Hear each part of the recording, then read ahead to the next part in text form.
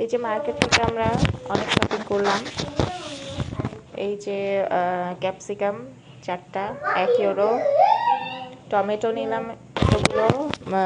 টমেটোটার দাম একটু বেশি ছিল, 2 or 2.5। লেবু ছিল 1 ইউরো। 1 ইউরো হচ্ছে বাংলাদেশি টাকায় 114 থেকে প্রায় 120 টাকার মতো। আর এইটা দেখো, এটা একটা জিনিস, এটা আমি বাংলাদেশে কখনোই দেখিনি। এটা হচ্ছে অ্যাসপারাগাস, এটার নাম। এটা খেতে অনেকটা ঢ্যাঁড়সের মতন লাগে।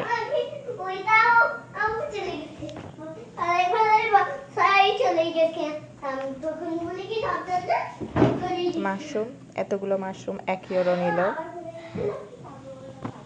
আর এই যে আঙ্গুর নিলাম, কাপকেক নিলাম। কাপকেক, এই যে মার্কেটের কাপকেকগুলো বেশ মজা থাকে। 5টা নেওয়া হয়েছিল, 2টা খাওয়া হয়ে গেছে। এই কুকিজগুলো 5টা নিয়েছিলাম, 2টা শেষ।